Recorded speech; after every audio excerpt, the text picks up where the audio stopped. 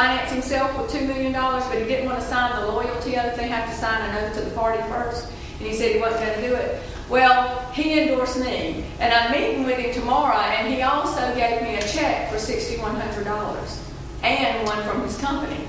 So he is really behind me because he thinks it's time for us to all get together and pick the people that have ethics. And he's right. That's the problem with government in Georgia. We've got great solutions, but we just need ethical leadership. And so that's why I offered myself up, because I know we can turn this state around, and I sure know we need to.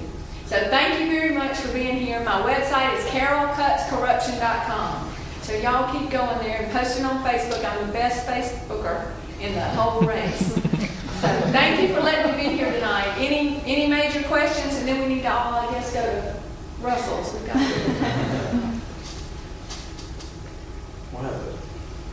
You go first.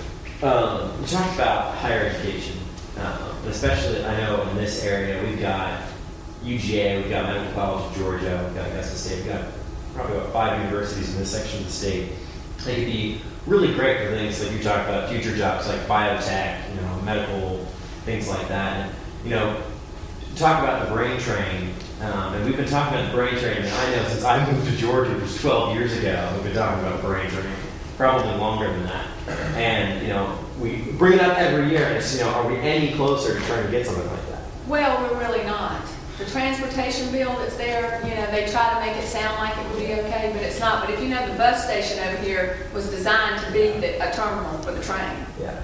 And we've just been fighting it forever when we shouldn't have been. The CDC is on that end. And if we could really get that going back and forth, just imagine like the research triangle in North Carolina. Just think of the economic growth that would bring. But it's like we don't have the political will to do it. Now, I was for dedicating the fourth penny of motor fuel sales tax because you've got to have a dedicated funding source to be able to leverage down that money so that you could break it over 4 years so it wouldn't be that hard to absorb. But you'd have that dedicated funds to get that federal funds down to start the different rail lines. I mean, there is a clear way to do it, but we just don't have the leadership. If Kasim Reed hadn't come over to the Gold Dome and forced them to do some kind of transportation plan, we wouldn't have one again this time. It's just a total lack of leadership.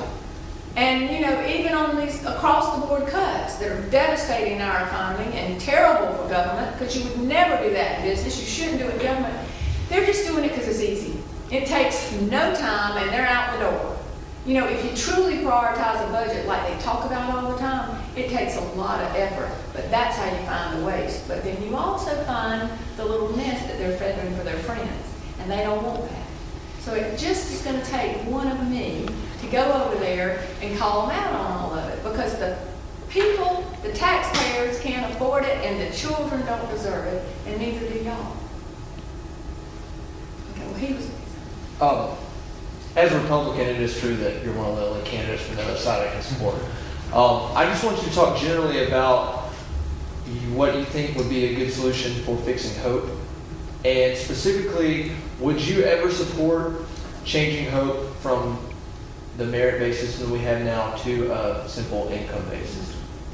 I would have to look at all of the figures. DuBose was the first signer on the Hope Scholarship. And so,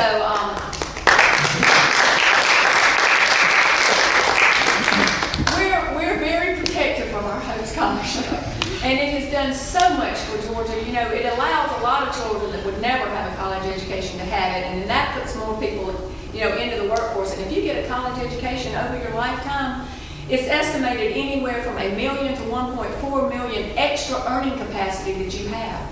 Well, when you add all that up, and you think about the lovely taxes that you're going to pay to fund more education, that's going to help us so much. So how could we keep that group down? And then we were losing a lot of our gifted students that didn't have an incentive to stay here that could get scholarships elsewhere.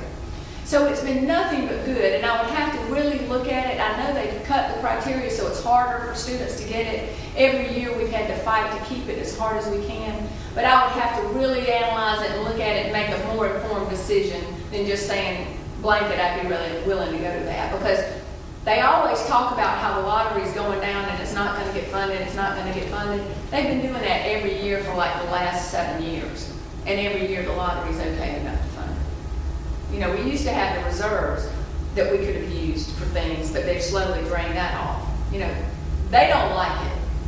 A lot of them don't like it, but it's been good for the state of Georgia. And you want to keep it needs-based? I want to keep it. Merit-based. Yeah, I want to keep it, but I want to look at all the options. I definitely don't want to let it go away in any means. But we've got to look at it, you know, of course the numbers don't lie. You've got to look at the numbers, but I don't think we're going to have to do that yet. I think there's some other things we could do first.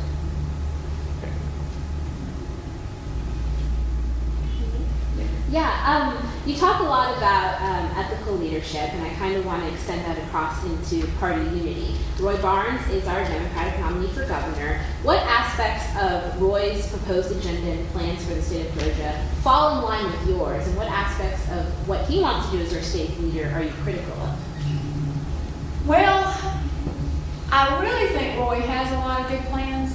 I really do, and I really think he knows what he's doing and how he could do it. I haven't had time since I got in the race to actually analyze every single program that he's been out on the stump talking about all the time, but I do know he has a lot of good ideas, and I think he would be a great governor. But I'm willing to work with whomever ends up there, regardless, because I really think a lot of the partisan bickering is hurting us in this state. And when all the dust is cleared and we find out who's there, what I would like to see happen is to put the emotions off of all these issues and put the numbers on the table and set our goals. And my goal is to educate the most amount of children I can in the best way I can to create a financially independent citizen. And so that's what I want to push for. And I think Roy does have a lot of good solutions, and we know he can do it. But we'll just see what happens.